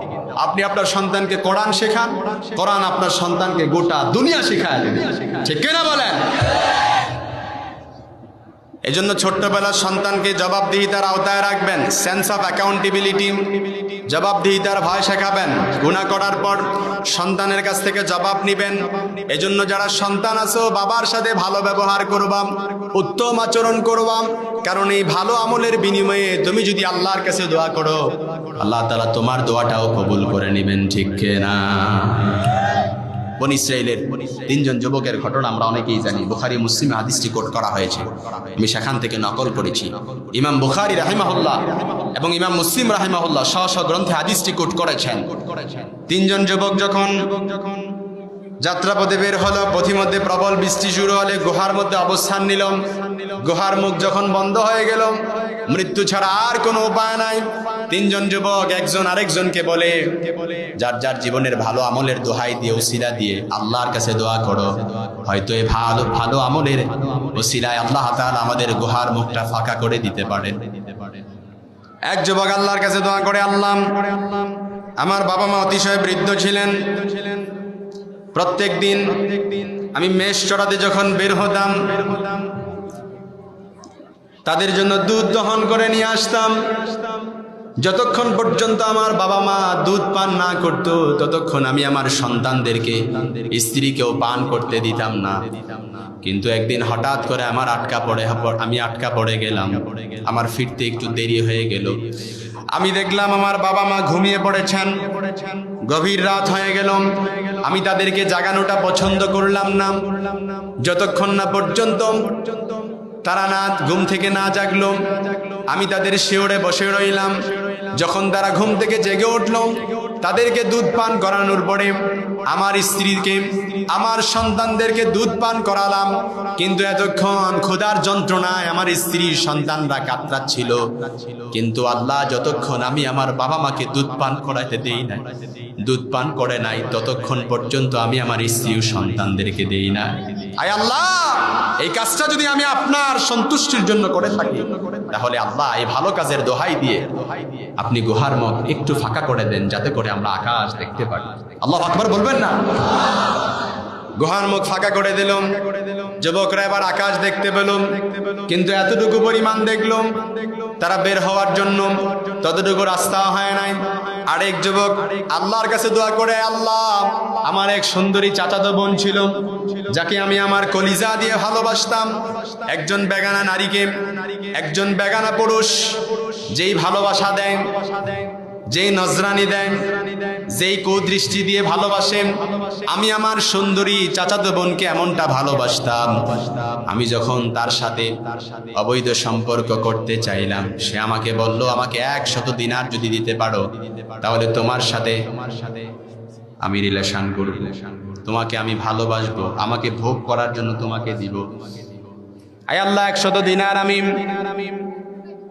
জোগাড় করে যখন নিয়ে আসলাম, আমার চাচাতো বোন তখন আমাকে বলল, খবরদার হে আল্লাহর বান্দা, ইত্তাকুল্লাহ, আল্লাহ তাআলাকে ভয় করো, অবৈধ অবস্থায় মহরকৃত বস্তুর শিলা ভেঙো না, আল্লাহকে ভয় করো। যখন আমার সুন্দরী চাচাতো বোন আমাকে যখন এই কথাটা বলল, আল্লাহ আপনার ভয়ে আমি সেখান থেকে ফিরে এসেছি। এই ভালো কাজটা যদি আমি আপনার জন্য করে থাকি, আপনার সন্তুষ্টির জন্য করে থাকি, তাহলে আর উসিলায় আপনি গুহার মুখ এতটুকু ফাঁকা করে দেন, আর একটু ফাঁকা করে দেন, যাতে করে আমাদের যাওয়ার জন্য রাস্তা তৈরি হয়ে যায়। আল্লাহ তাআলা আরেকটু রাস্তা ফাঁকা করে দিলেন, পাথরকে সরিয়ে দিলেন। কিন্তু 3 জন যুবক বের হওয়ার মতো এখনো পরিপূর্ণ রাস্তা হয় নাই। আরেকজন যুবক আল্লাহর কাছে ভালো কাজের দোহাই দিয়ে আল্লাহর কাছে দোয়া করে, আয় আল্লাহ, আমি একজন গোলামকে এক ফারাক শস্য পরিমাণ সম্পদ দিয়ে একজন গোলামকে আমি ক্রয় করে নিয়েছিলাম। আমি যখন ওই গোলামকে তার শস্য দানা পরিমাণ সম্পদগুলো যখন আমি দিতে চাইলাম, সে নিতে অস্বীকার করলো। এই শস্য দানাগুলো দিয়ে আমি জমিনে আবাদ করলাম, ফল ফসল করলাম, যা লাভবান হয়েছে আমি এগুলো দ্বারা গরু ক্রয় করে আমি এই গরুগুলোকে আবাদ করলাম। যখন পরক্ষণে ওই ব্যক্তিটি এসে আমার কাছে বলল, আমার সম্পদটা দিয়ে দাও, আমার উপর জুলুম করো না। আয় আল্লাহ, আপনি তো জানেন তখন আমি তাকে সব সম্পদগুলো দিয়ে দিয়েছিলাম, তার এই সম্পদ থেকে যা লাভবান হয়েছিল সবগুলো দিয়ে দিয়েছি। আয় আল্লাহ, এই কাজটা যদি শুধুমাত্র আপনার সন্তুষ্টির জন্য করে থাকি, তাহলে গুহার মুখ পুরোপুরি ফাঁকা করে দেন, যাতে করে আমরা 3 জন যুবক অনায়াসে বের হতে পারি। গুহার মুখ ফাঁকা হয়ে গেল, 3 জন যুবক অনায়াসে বের হয়ে গেল, শুধুমাত্র ভালো কাজের বিনিময়ে। আব্বা আম্মার সাথে ভালো ব্যবহার করেছে, উত্তম আচরণ করেছে, সাদাকার সওয়াব আল্লাহ তাআলা পরিপূর্ণ করে দিয়ে যুবকদের বের হবার রাস্তা আল্লাহ তাআলা তৈরি করে দিয়েছে। সুবহানাল্লাহ পড়বেন না? এজন্য আব্বা আম্মার সাথে কি করা যায় না? উচ্চ স্বরে কথা বলা যায় না, তাদের কণ্ঠস্বরের চাইতে নিজেদের কণ্ঠের আওয়াজ উঁচু করা যায় না। উস্তাজ আল আসাদিজা যারা আছেন, যাদের কাছ থেকে আমরা ইলম শিখেছি, যাদের কারণে এই মঞ্চে কথা বলা শিখেছি, যাদের কারণে এই জায়গায় কোরআনের কথাগুলো বলছি, উস্তাজ আল আসাদিজা, তাদের সাথেও উচ্চ স্বরে কথা বলা যায় না, তাদের সাথেও বেয়াদবি করা যায় না। কিন্তু নাফরমান অনেক ছাত্র দেখা যায় আজকাল উস্তাদদের সাথেও নাফরমানি বেয়াদবি করে আছে না? না, খবরদার।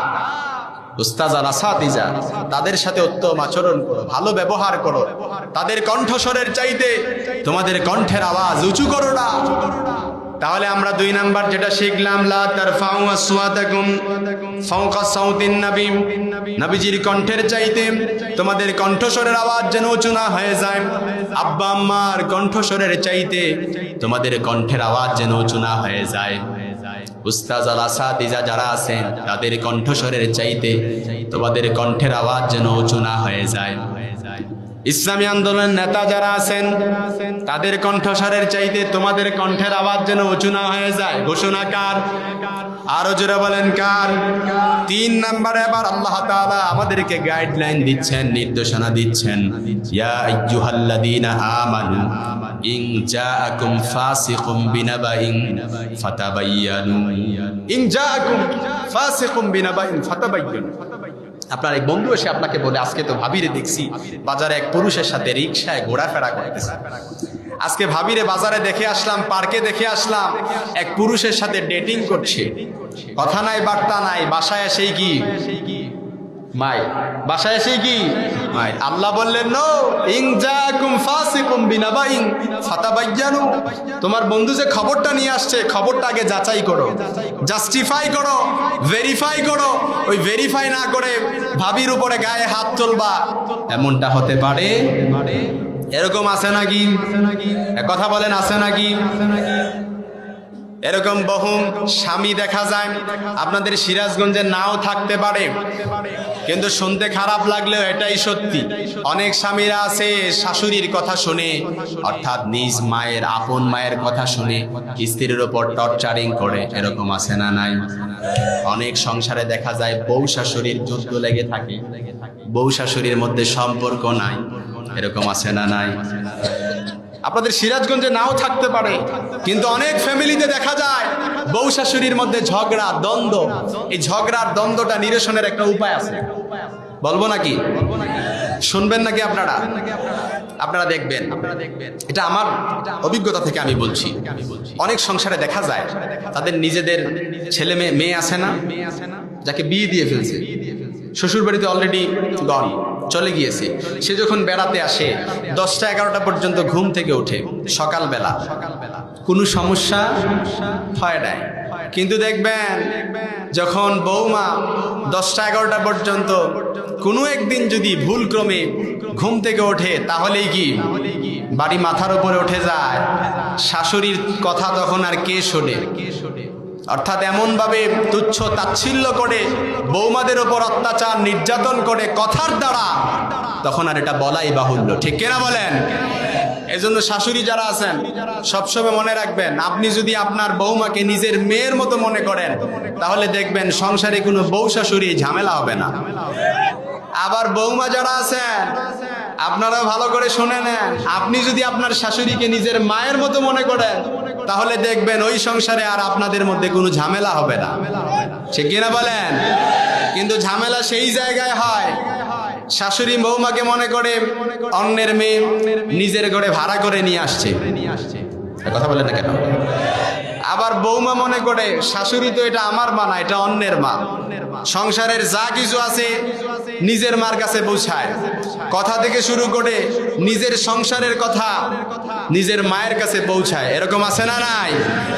বৌমারা ভালো করে মনে রাখেন, যতটা সংসার ভাঙে, সংসার নষ্ট হয় শুধুমাত্র মেয়েদের, আপন মায়েদের অতিরিক্ত চালাকির কারণে, ঠিক কিনা বলেন? কারণ প্রত্যেকটা মা চায় আমার মেয়েটা একটু সুন্দর, সুখে থাকুক, সুশৃঙ্খল ভাবে থাকুক, কিন্তু বেশি করতে যে মেয়ের জন্য একটু বেশি করে ফেলেন, যার কারণে মেয়ের সংসারে বাদশাদী, সংসারও ভেঙে যায়। এরকম আছে না নাই? না, এগুলো করা যাবে না। বউ শাশুড়ির ঝগড়া নিরসন করতে বৌমারা সবসময় শাশুড়ি মাকে নিজের মায়ের মতো মনে করবেন, আর শাশুড়ি মারা সবসময় বৌমাকে নিজের মেয়ের মতো মনে করবেন। তাহলে দেখবেন সংসারটা শান্তির স্বর্গরাজ্যে পরিণত হয়ে যাবে, ঠিক না? আর আপনারাও যারা আছেন আপনারাও কনফিডেন্স করবেন কিভাবে? যদি শাশুড়ি বিচার দেয় আপনার কাছে, বৌমা যদি আপনার কাছে বিচার দেয়, এখন আপনি তো বিপাকে পড়ে যান যে কি করবেন। আপনি কি করবেন এটা এবার আমি বলি। অর্থাৎ বউকে বউর মাধ্যমে কনফিডেন্স করবেন, শাশুড়িকে শাশুড়ির মতো কনফিডেন্স করবেন। আপনি শাশুড়ি মাকে বলবেন যে তোমার সাথে সে এমন আচরণ করছে, ঠিক আছে আজকেই তার বিচার হবে, ফায়সালা হবে। কিন্তু আবার শাশুড়ির কাছে, বৌমার কাছে গিয়ে আবার স্ত্রীর কাছে গিয়ে বলবেন যে স্ত্রী তোমাকে আমি অত্যন্ত ভালোবাসি, তোমার সাথে মা এমন আচরণ করছে, এটা হতেই পারে না, ঠিক আছে আমি এটা একটা বিহিত করব। অর্থাৎ দুজনকে দুজনের মাধ্যমে দুজনের মতো করে কনফিডেন্স করবেন, তাহলে দেখবেন আর ঝামেলা লাগবে না, ঠিক কিনা বলেন? এজন্য আমার ভাইরা, ইন জাকুম ফাসিকুম বিনাবাইন ফাতাবায়ানু, কেউ যদি আপনার স্ত্রীর নামে অভিযোগ করেন যে ভাবিরে দেখে আসছে অন্য পুরুষের সাথে ঘোরাফেরা করতেছে, এরকম যদি কোনো অভিযোগ করেন হুটহাট অ্যাকশনে যাবেন না, আগে দেখবেন সংবাদটা যাচাই করবেন, আপনার বন্ধু যে এটা বললো আসলে এটা সঠিক কিনা যাচাই করার দরকার আছে না নাই? ফাতাবায়ানু ইয়ানি ফাতাসাব্বাহু আন সিহহাতিল খাবার, আগে যাচাই করেন, জাস্টিফাই করেন, ভেরিফাই করেন, চেক করেন, তারপর অ্যাকশনে যান, ঠিক কিনা বলেন? বনু মুস্তালিকের যুদ্ধে আল্লাহর হাবিব জয়লাভ করলেন।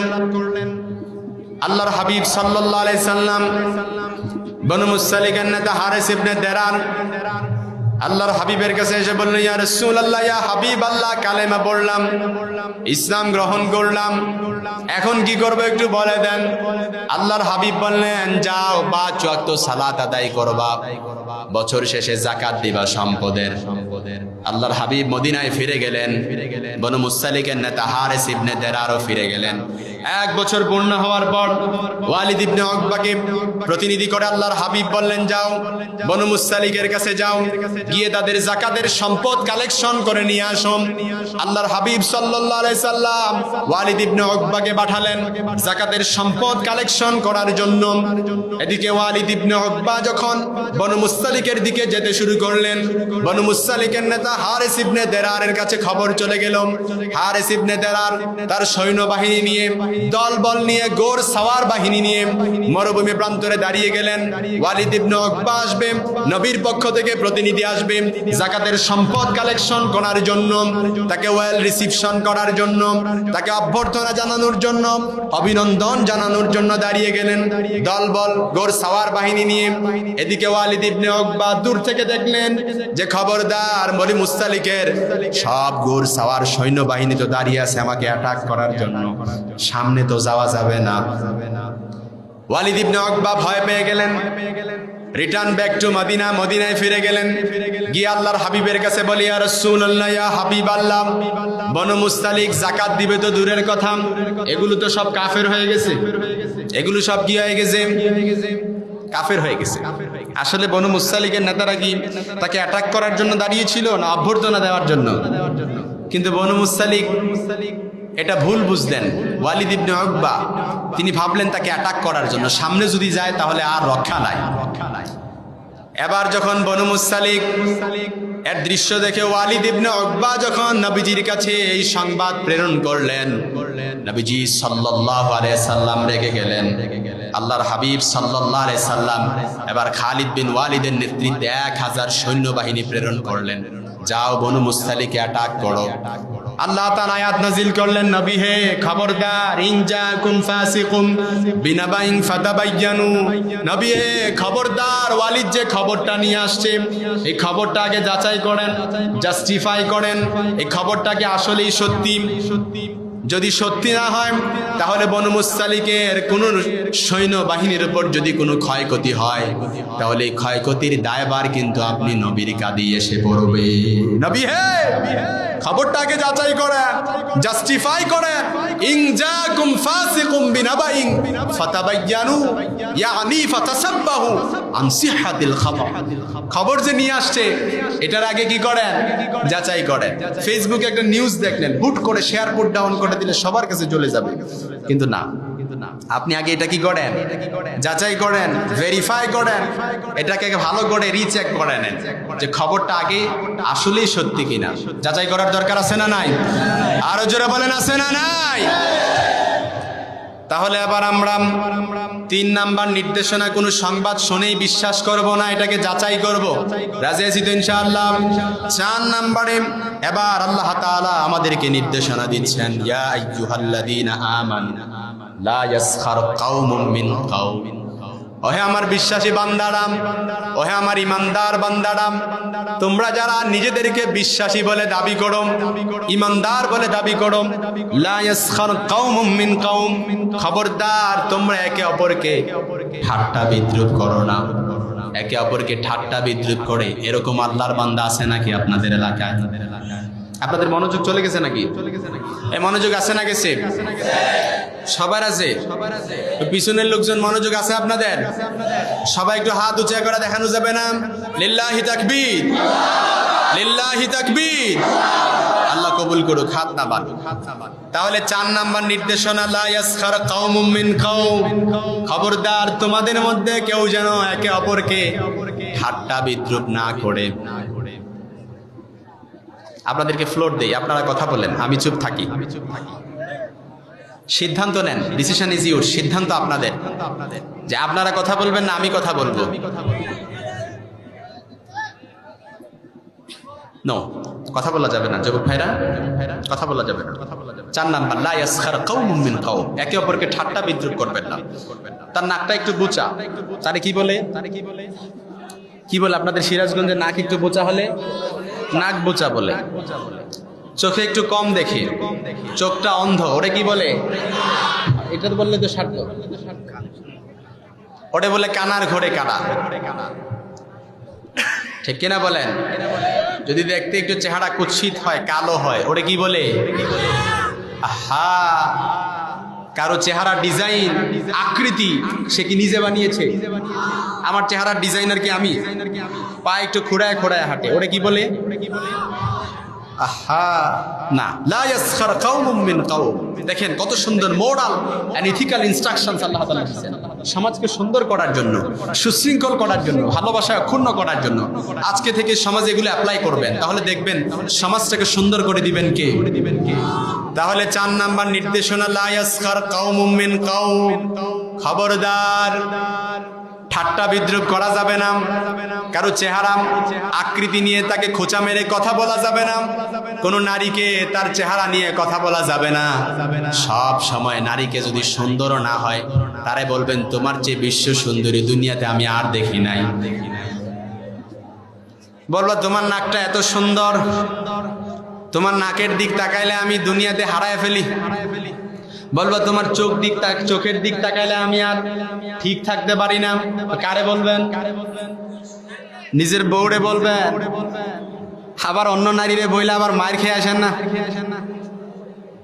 বলবেন তোমার ব্রুর দিকে যদি আমি তাকাই আমার কাছে মনে হয় এর চাইতে হরিণের মতো ডাগর ডাগর চোখ মনে আমি আর দেখি নাই। সুবহানাল্লাহ বলবেন না? কারে বলবেন? নিজের বউরে। ঠিক কিনা বলেন? এজন্য আমার ভাইয়েরা নারীদের বেশি প্রশংসা করবেন। দেখবেন নারীদেরকে যদি বেশি প্রশংসা করেন তারা এমন ভাবে ফুলতে থাকে, এটা বলাই বাহুল্য। এজন্য এর বেশি আর বলতে চাই না, এতটুকুই থাক। আবার গোপন কথা আমার মা বোনরাও বুঝে যাবে। এজন্য আমার ভাইয়েরা সব সময় কারো চেহারা কারো আকৃতি নিয়ে তাকে খোঁচা মেরে কথা বলবেন না, ঠাট্টা বিদ্রুপ করবেন না, কারণ এটা আল্লাহ তাআলার নিষেধ। আল্লাহ বললেন লা ইয়াসখার কাওমুম মিন কাওম। এই যে চেহারা ডিজাইন, আমাকে যদি ডিজাইনার বানিয়ে দেওয়া হতো, আমাকে যদি দায়িত্ব দেওয়া হতো যে তুমি তোমার চেহারার ডিজাইন বানাও, আমি কি আমার চেহারা এমন বানাতাম? কোন নারীকে যদি চেহারার ডিজাইনার বানিয়ে দেওয়া হতো যে তুমি তোমার চেহারার ডিজাইনার তুমি নিজে বানাও, সে নারী কি নিজে তাকে এমন করে বানাতো? তাকে বিশ্ব সুন্দরী বানিয়ে নিত। ঠিক কিনা? হুয়াল্লাযী ইউসাব্বিরুকুম ফিল আরহাম কাইফা ইয়াশা লা ইলাহা ইল্লা হুয়াল আজিজুল হাকীম। তিনি এমন সত্তা, তোমরা যখন তোমাদের মায়ের পেটে ছোট্ট একটা ভ্রূণ করা ছিলা তখনই তোমাদের চেহারার আকৃতি বানিয়ে দিয়েছেন কে? আরো জোরে বলেন কে? ফালাম্মা তাম্মাত মুদ্দাতু আশহুরিন, একজন মায়ের রেহেমের মধ্যে একজন ফেরেশতা নিযুক্ত করে দিয়েছেন। আওহাইতু মালাকাল মুআক্কাল বিল আরহাম, মায়ের পেটে রেহেমের মধ্যে ফেরেশতা যখন তোমার আকৃতি তোমার বয়স পূর্ণ হয়ে গেছে তখন ফাফরিশ রিক শাকার রাকিক, পাতলা পরকে বিছায়া দিয়েছে। আখরাজতু আলা রিশাইহির রাকিক, পাতলা পরের উপর দিয়ে তোমাকে আস্তে আস্তে করে বের করে আনা হয়েছে। সুবহানাল্লাহ পড়বেন না?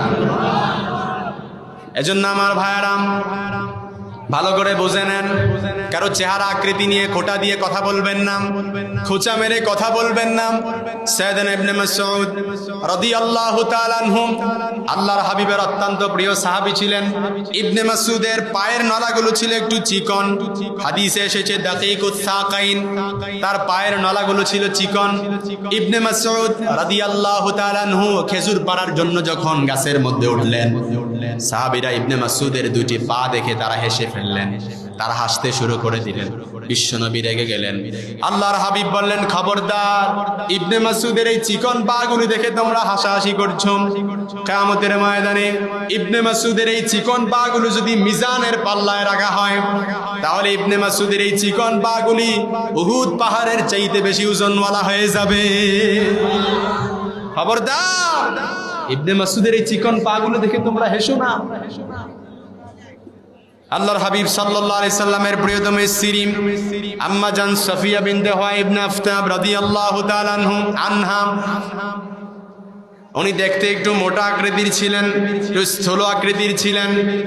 আম্মা জান আয়েশা সিদ্দিকা রাদিয়াল্লাহু তাআলা আনহা একবার রেগে গিয়ে আল্লাহর হাবিবের কাছে বিচার দিলেন যে আপনার মোটি বউ, আপনার মোটি বউ। বিশ্বনবী রেগে গেলেন, আয়েশা তুমি এটা কি বললা? সোফিয়ার শানে তুমি যেই কথাটা বললা, লাকাদ কুলতিলা কালিমাতিন লাউ মুযিজাতু লামাসাজাতিল বাহার। আয়েশা, সোফিয়ার শানে তুমি এটা কি বললা?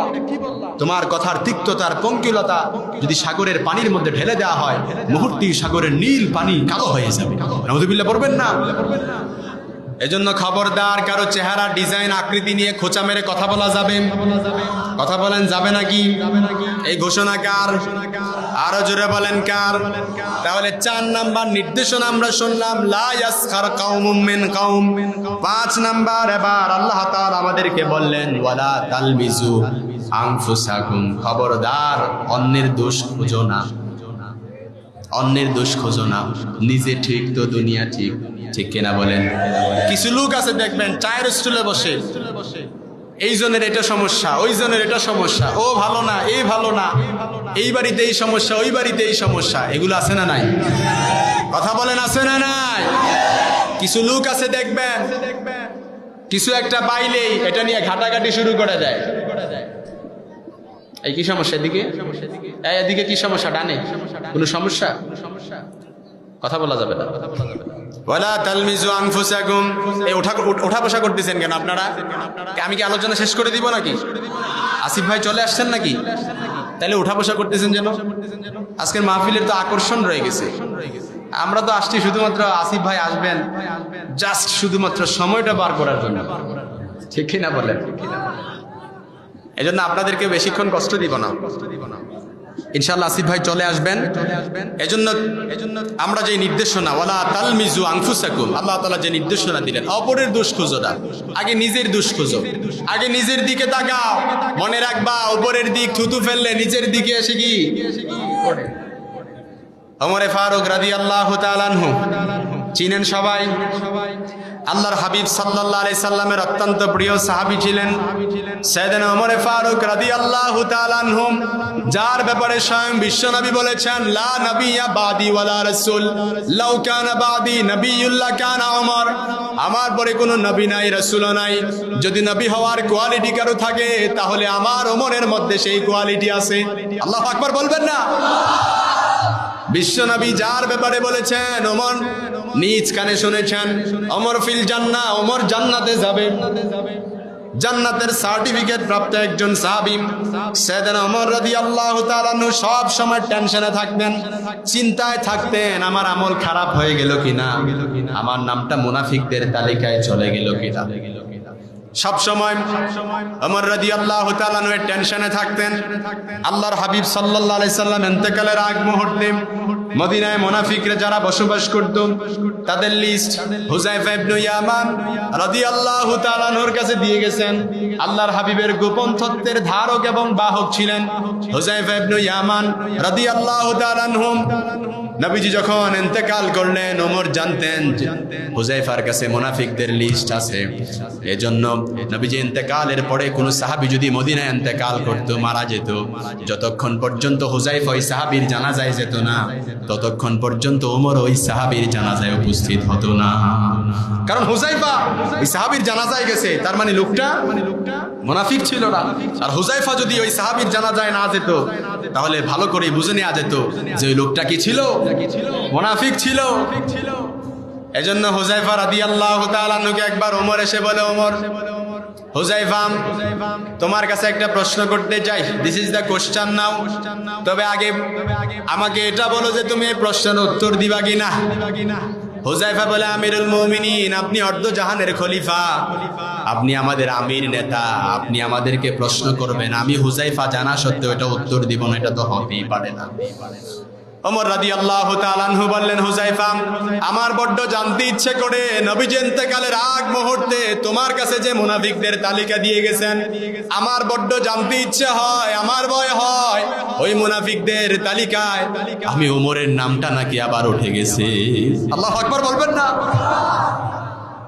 হুযায়ফা বলে, আমিরুল মুমিনিন, আমি নিজ কানে শুনেছি নবীজি বলেছেন আপনার ব্যাপারে ওমর ফিল জান্নাহ, ওমর জান্নাতে যাবে, আপনি জান্নাতের একজন সার্টিফিকেট প্রাপ্ত সাহাবী, আপনার ভয় হয়, টেনশন হয় কেমন করে আপনার ব্যাপারে নবীজি কখনো মুনাফিকদের তালিকায় আপনার নামটা ঢোকাতে পারেন না, কারণ আপনি তো জান্নাতি মানুষ, আপনি নবীজির সাহাবী, আপনি নবীজির সাথী, আপনার ব্যাপারে নবীজির ভালোবাসা ছিল অন্যরকম। আল্লাহু আকবার। সবসময় ওমর রাদিয়াল্লাহু তাআলা আনহু নিজের নিয়ে নিজের টেনশনে থাকতেন, নিজের ভয় হতো যে কখন জানি আমার নামটা মুনাফিকদের তালিকায় উঠে যায়, কখন জানি আমার আমল খারাপ হয়ে যায়, সব সময় টেনশনে থাকতেন।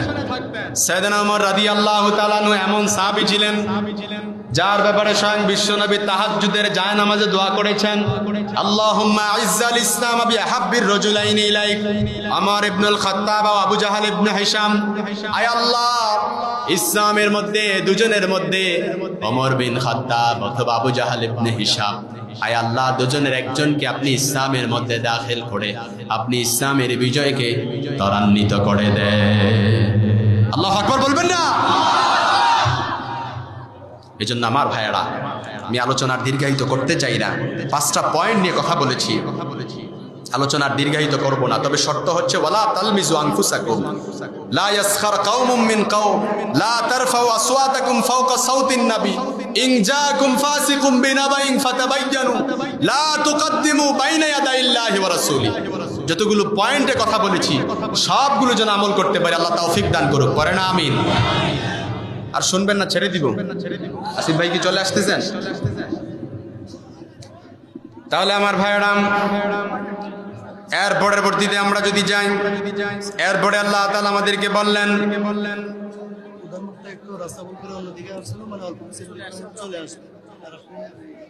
কালেকশন শুরু করে দিব। কালেকশন আপনারা বলে শুরু করে দিব। কালেকশন করলে কিন্তু পরবর্তীতে আলোচনা করা যাবে। ঠিক আছে, ঠিক আছে ইনশাআল্লাহ। এই দায়িত্বটা আমরা না দিলে হইতো না, এই দায়িত্বটা আমরা না দিলে হইতো না। ঠিক আছে ইনশাআল্লাহ। প্রিয় ভাই সাহেব, আমাদের কাঙ্ক্ষিত মেহমান, আমাদের সবার প্রিয়, নাম কি? আবরারুল হক আসিফ ভাই কাছাকাছি চলে আসছেন। রাস্তা ভুল করে অন্যদিকে ডাইভার্ট হয়ে গেছিল, যাক আবার রাস্তা ঘোরায় আবার আসতেছেন আলহামদুলিল্লাহ। ইতিমধ্যে কাছাকাছি চলে আসছেন। যারা এখন এদিক সেদিক আছেন, আপনাদেরকে বিনয়ের সুরে বলতে চাই, আপনারা সবাই অ্যাঙ্গেলে না থেকে প্যান্ডেলে ঢুকে যান, ঠিক কিনা বলেন? আমি আপনাদেরকে একটু কষ্ট দিতে চাই। আসলে আমাকে নোটিশ দেওয়া হয়েছে, আমরা তো আর এরকম কোথাও কালেকশন করি না, অভ্যস্ত না। তারপরে যেহেতু বলা হয়েছে কিসের উদ্যোগে প্রোগ্রাম, মসজিদের উন্নয়ন করবে, আলো কালেকশন হবে কি জন্য? মাহফিলের জন্য না, মসজিদের জন্য। মাশাআল্লাহ মাশাআল্লাহ। আজকের এই প্রোগ্রাম সৈয়দপুর প্রবাসী যুব সমাজের উদ্যোগে মসজিদের উন্নতি করবে। হ্যাঁ মাশাআল্লাহ। যুবকরা এটাই দেখায় দিতে পারে যে একটা সমাজকে যেন যে পরিবর্তন করা যায়, ঠিক কিনা বলেন? যুবকরা ঠিক হয়ে গেলে সমাজ ঠিক হয়ে যায়, যুবকরা ঠিক হয়ে গেলে পরিবার ঠিক হয়ে যায়, যুবকরা ঠিক হয়ে গেলে দেশ ঠিক হয়ে যায়, ঠিক কিনা বলেন?